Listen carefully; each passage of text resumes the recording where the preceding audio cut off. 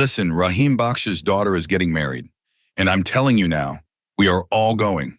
Abba's voice was firm, his eyes narrowing at Ami, who sat across from him, her face already twisted in disapproval. Ami scoffed, shaking her head. You and your obsession with these so-called relatives? I refuse to set foot in that house. Do you have any idea what kind of scandals Rahim Bakhsh's daughters have been involved in? The whole town knows about their honor, or rather, the lack of it. Why would I take my young daughters there? If you want to go, go by all means, but don't drag us into it. Her words made Abba's face darken. He took a step toward her, his hands curling into fists at his sides, as though he was struggling to restrain himself. Listen to me, Shamsha, he said, voice low but dangerous. I am respecting you right now only because our daughters are grown. Otherwise, I would have shut that venomous mouth of yours right this second. You think your family is so pure, and mine is full of degenerates, is that it? That's the garbage you've been feeding our children to? That their father's family is below them? Ami opened her mouth to retort, but Abba cut her off. Rahim Bakhsh is not a bad man, and neither are his children, and we will be attending that wedding. Farzana is just like my own daughter. Do you think I'd let her leave without my blessing? You're a mother too. Watch your tongue or one day you'll regret it. And with that, he stormed out of the room, leaving Ami fuming. She turned sharply, her eyes landing on me. I had been sitting nearby with my books open, but now I shrank under her gaze. We will regret it, she repeated mockingly. I raised my daughters to build a home, not destroy one. My daughters know how to respect their husbands and in-laws. They don't run their mouths like those girls. I gulped, unsure why I was suddenly under interrogation. Ami, what did I do? I asked innocently. Ami folded her arms, her expression sharp. I know exactly what you've been up to. Don't think I haven't noticed your sudden fondness for Rahim Bakhsh's house. My stomach twisted. Ami, I just go to help Chacha. He has no sons, only daughters, and he's getting old. Even Abba says we should check in on him. I avoided her piercing gaze. What could I tell her? That it wasn't charity that took me there, but the longing to catch a glimpse of her? That my heart raced at the sight of Rahim Bakhsh's second daughter? That I had convinced myself that helping was just a convenient excuse to see her? Ammi let out a bitter laugh. Helping, she repeated. His eldest daughter's deeds are known far and wide. A divorcee sent back to her father's house just 1 week after her wedding, and now she's about to get remarried. And yet your father is acting as though we should be honored to attend their wedding. Her voice dripped with disdain. He doesn't even think about the fact that we have daughters too. The moment people hear that we associate with Rahim Bakhsh's family, tongues will start wagging. When Farzana got divorced, did you forget how everyone whispered about her? They said she had no character, that she must have had an affair. Otherwise, why would a man divorce his bride within a week? She shook her head, disgusted. They act all righteous, with their heads covered and their voices soft. But I know the truth. Rahim Bakhsh's wife and daughters, each one is worse than the other. Wearing a dupatta over your head doesn't make you pious. That girl was hiding something. I know it. I clenched my fists, struggling to keep my face neutral. Because if there was one thing I did know, it was that I had never seen anything impure in the girl my heart longed for. Ammi's hatred knew no bounds, and I took a deep breath, realizing that I stood no chance in changing her mind. Her grudge against Rahim Bakhshi and his family ran too deep, and the scandals surrounding Farzana's divorce had only added fuel to the fire. No one really knew why she had been divorced within a week of her marriage, but the gossip had been brutal. People whispered that she lacked character, that her husband had discovered something shameful about her and cast her out. The entire ordeal had nearly crushed Rahim Bakhsh. The weight of his daughter's disgrace had aged him overnight, but Abba had stood by him, offering strength where the world had only given scorn. And now, thanks to Abba, Farzana was getting married again, though Ami didn't know this yet. If she did, there would have been another storm in our house. Meanwhile, my 3 younger sisters, too afraid to sit in the room during our parents' argument, had been eavesdropping from behind the door. They rarely spoke up in front of Ami, but now the youngest one finally found her voice. Ami, we really want to go to Farzana Baji's wedding. Why won't you let us? It'll be so much fun. It's been so long since we've been to a wedding, she said excitedly. I smirked, knowing exactly what was about to happen. The next second, Ami grabbed a slipper from under the bed and flung it straight into the room. It hit my youngest sister squarely on the shoulder. You father-daughter duo has no other job than to test my patience, do you? She snapped. Your father makes a decision, and now you all start dancing like monkeys. No one is going anywhere. And with that, she stormed off to the kitchen, leaving my youngest sister sulking. I motioned for her to keep quiet. I knew Abba wouldn't back down, and if he had made up his mind, then there was no way Ami's protest would make a difference.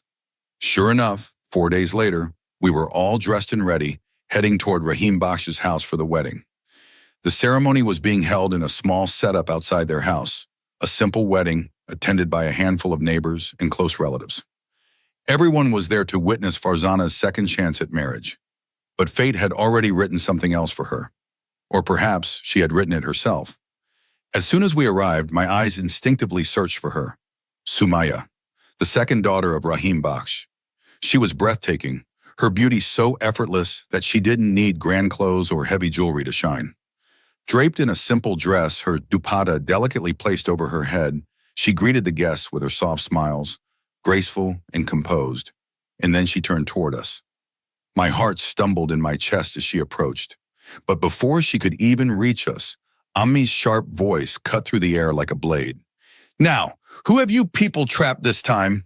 Ami sneered, her tone dripping with venom. Sumaya froze, the smile vanishing from her face. Everyone already knows what your sister did, don't they?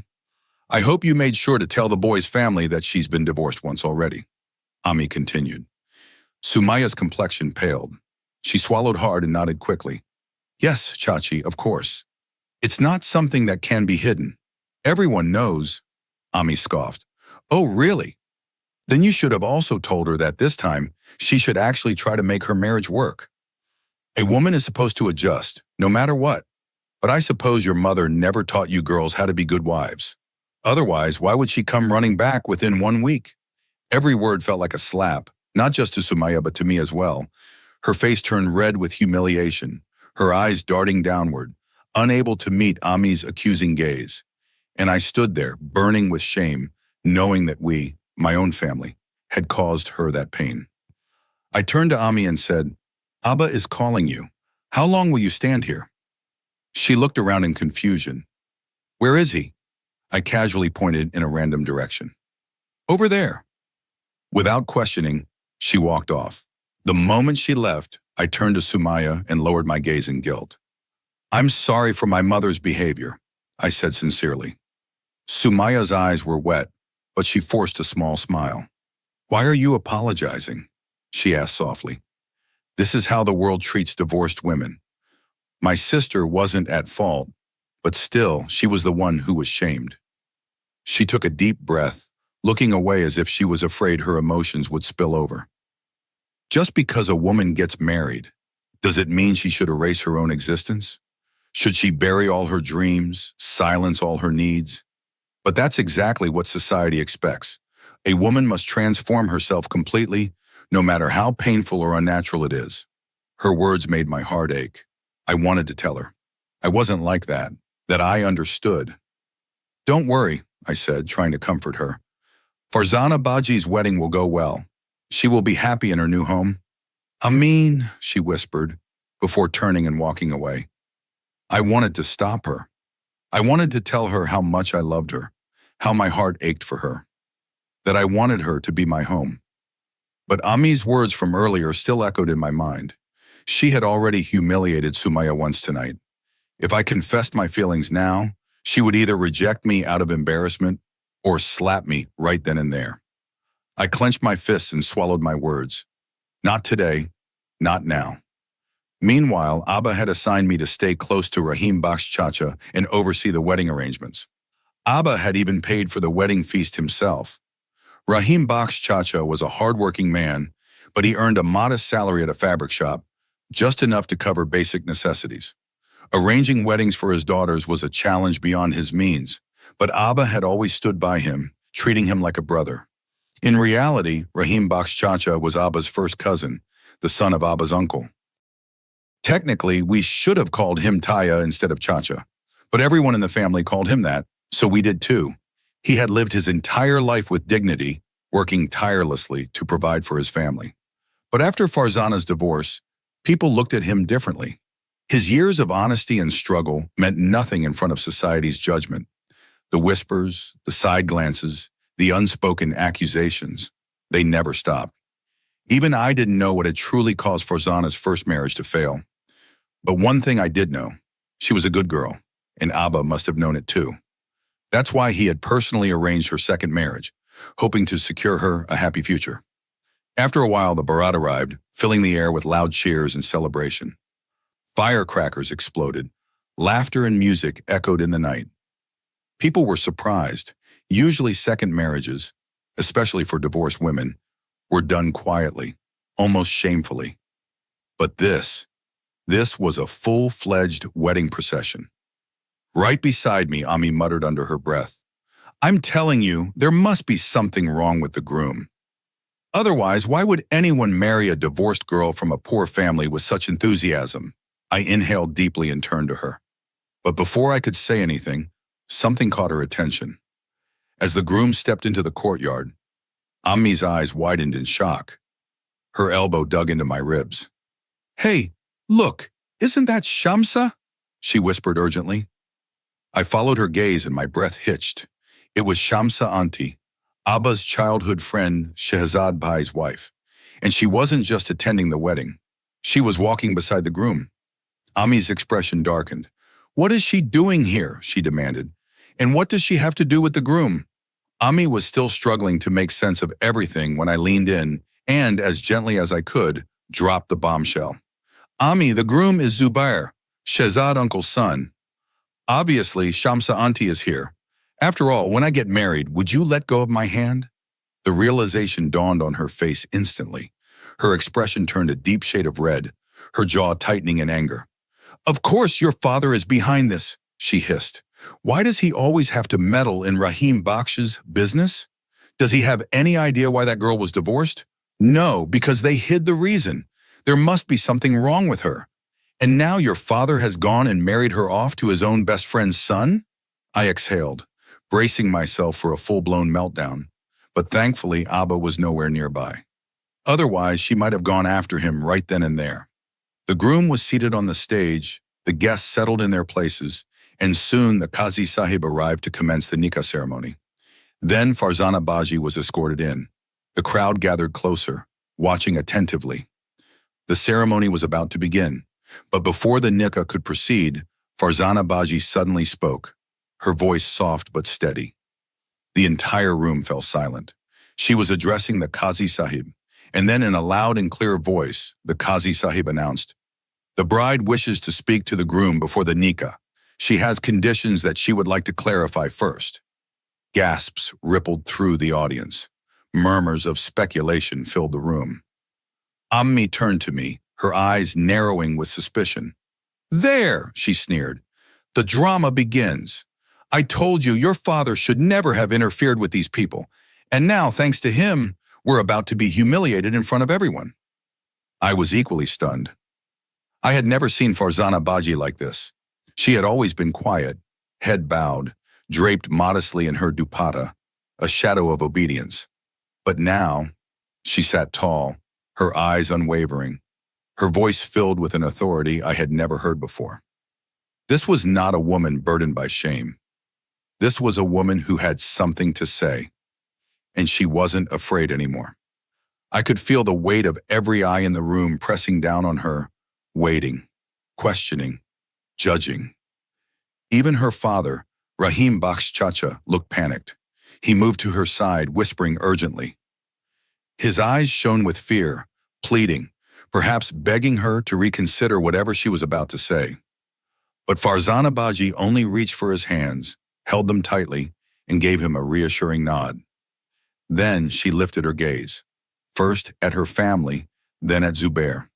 Every breath in the room was held in suspense. And then she spoke. "I should have said this at the time of the proposal," she began, her voice firm, yet filled with quiet dignity. "But I was not allowed to step forward." A pause. "I tried many times to discuss this before today, but I was stopped. So now I apologize for having to say it here, in front of everyone. She took a deep breath, her fingers gripping the edge of her dupatta. But I have no choice, because I refuse to let my second marriage end the way my first one did. I refuse to carry the stain of divorce again, for reasons that are not my fault.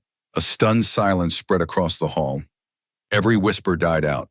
People leaned forward, eyes widened, waiting.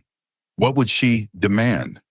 I could feel my own heart pounding, because in that moment, one thing was crystal clear. Farzana Baji was not the same woman who had once quietly accepted her fate. This time she was in control, and whatever she was about to say next would change everything.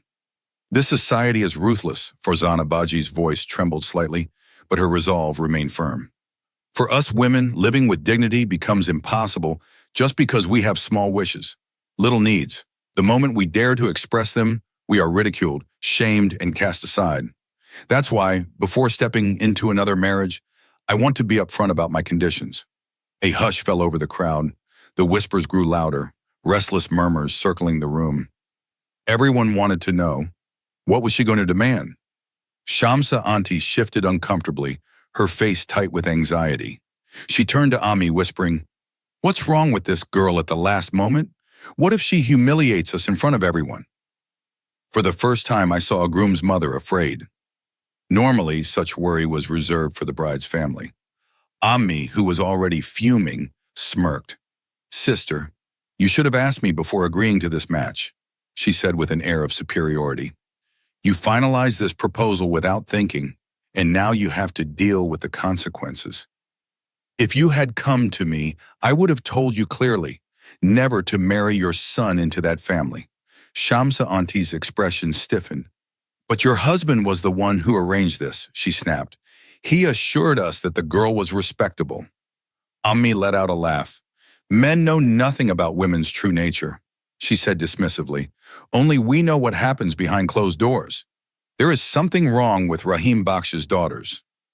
Otherwise, why was this girl divorced in the first place? If her husband was at fault, wouldn't they have made a scene? Instead, they kept quiet. Silence is guilt, my dear." Before Ami could add more venom to the conversation, Zubair, the groom, spoke up. "Farzana," he said, his voice calm but firm, "say whatever you need to. If what you ask for is reasonable, I have no objection." His words strengthened Farzana Baji's confidence. She took a deep breath and looked directly at him, her voice gentler now. "When I got married the first time, I was so happy," she began. "I believed I was stepping into a new life full of love and respect. But my dream ended on the very first night." The room fell silent again. Ami scoffed under her breath, but even she listened. "My husband," she continued, her eyes darkening with the memory, "held my hand and pulled me into a group of his friends. Without asking me, without my consent, he started dancing with me in front of them. I was newly married, a guest in a house full of strangers. I was too shy to lift my head, yet he forced me to become a spectacle." Gasps echoed across the room. Some guests covered their mouths in shock. Others exchanged glances, processing what they were hearing. My head was lowered in modesty, but his friends laughed and cheered, their phones recording every move. When I tried to pull away, he became angry, and that was just the beginning. Shamsa Auntie's face paled. Even Ami's smirk faded slightly. "The next morning before Fajr prayer, I got up to pray," she continued, her voice steady, but her fingers clenched into fists. "But my husband stopped me. He told me not to act in front of him. He said he hated religious women, that praying was pretending. I told him I would not give up my faith, but he wouldn't allow it." Her voice cracked slightly, but she pressed on. "I was heartbroken, but I swallowed my pain. I left it to Allah. I told myself that if I remained patient, things would get better." She looked up at Zubair now, locking eyes with him. But the next evening, he brought a dress, a disgusting, revealing dress. He threw it at me and said, "My friends are throwing a party at the farmhouse tonight. Wear this, we're going together." A loud murmur rippled through the audience. I felt a cold shiver run down my spine. "I refused," she continued, her voice growing stronger. I told him I wouldn't dress like that in front of his friends. I wouldn't go to such a place. But he didn't listen. He forced me to wear it. I stood in front of the mirror, ashamed of my own reflection. I had never worn anything like it in my life. Her breathing grew heavier. And then, when he dragged me to the farmhouse, I realized who his friends really were. I clenched my jaw. This wasn't just a story. This was a nightmare. And she had lived it. The room was silent, yet the weight of Farzana Baji's words echoed through every heart. She lifted her gaze again, her voice steady despite the storm she had just unleashed. In my first marriage, I was forced to live in a house where religion was mocked, where dignity was a joke. My husband's friends and their wives were just like him, dressed in revealing clothes, laughing loudly, embracing each other without shame. And he expected me to do the same. But I wasn't raised that way. I had grown up knowing that prayer was my refuge, that my dignity was my own to guard, that I wasn't an object to be displayed for entertainment. She paused, her fingers twisting the edge of her dupatta, as if grounding herself. I tried to endure it. For 4 days I swallowed my pain, hoping that if I was patient, things would change. But on the 5th day, when I refused to let myself sink into that pit of sin, my husband uttered those 3 words and ended our marriage. Just like that. A hush fell over the room. I heard a few women sniffle, some shifting in discomfort. Others, especially the mothers, clutched their daughters' hands, as if silently vowing to never let them suffer the same fate. Tears shimmered in Rahim Bakhsh Chacha's eyes. His hands trembled as he turned to Zubair, voice breaking. My daughter has always been pure-hearted. She truly tried, but she could not become what they wanted her to be. And when she refused to change her soul for them, they discarded her like she was nothing. I stayed silent all these years, bearing the shame of her divorce, because I could not bear to see her slandered. But today, my daughter has spoken the truth. If you truly wish to marry her, then I ask only one thing: respect her honor. Zubair stood up. He didn't hesitate. He didn't look around for approval. He simply reached out, took Rahim Bakhsh Chacha's trembling hands, and gripped them firmly. This isn't a condition, he said, voice strong. This is a right, one that should be given without question. We are Muslims. How can anyone deny another Muslim the right to pray, to live with dignity? His eyes softened as he turned to Farzana. Not only do I accept your conditions, but I promise you, I will never stand in the way of your faith. I am honored to have a wife who will raise our children with these values. If anyone should be ashamed, it is those who claim to be Muslim, yet mock the very foundation of our faith. For the first time that night, Rahim Bakhsh Chacha's tears were not of sorrow, but of relief. Overwhelmed, he fell to his knees in gratitude. But Zubair caught him before he could bow too low, pulling him into a tight embrace. And just like that, the nikah began. Farzana Baji was no longer a discarded woman, no longer a whisper of shame. She was a bride again. She had chosen her path, and Allah had given her a partner who respected it. Ammi had been silent throughout the entire scene, but as we returned home after the wedding, Abba finally spoke. He sat her down, his voice calm but firm. I have told you many times, Shamsha, never speak ill of another's daughter. We also have daughters. If God forbid one of our girls ended up with a husband like Farzana's first husband, tell me, what would we do? Would we force her to stay with a man like that? No. We would bring her back home. We would help her rebuild her life. And then we would be the ones slandered, just like Rahim Bakhsh was.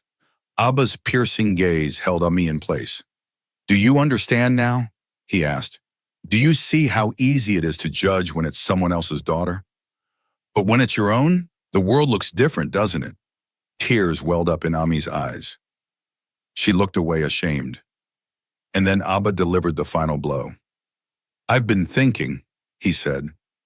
Rahim Bakhsh has raised his daughters well. I want to bring Sumaya into this house as our Bahu, for our Asfar. I nearly jumped out of my skin. My heart pounded in my chest, my pulse roaring in my ears. I turned to Ammi, frozen, waiting for her reaction. Would she say no? Would she lash out in anger? But to my shock, she didn't. Instead, she exhaled deeply as if releasing years of resentment. I've realized something today, she murmured. Rahim Baksh's daughters are not what I thought. They are pure, raised with good values. I see that now. Then for the first time, she smiled at me. I have no objection to Sumaya becoming my daughter-in-law, she said. Once you find a stable job, we'll send a proposal. My entire world shifted. I felt like I was floating. I had spent years praying for this, whispering her name in my tahajjud prayers, hoping for the impossible. And now, Allah had answered me. Sumaya would be mine. She would be my wife. As I sat there, overwhelmed with gratitude, I realized something else too. Farzana Beji's prayers had been answered as well. She had asked for a husband who would respect her faith, and Allah had given her exactly that. Now she and Zubair lived a life of peace, building a home filled with love and iman.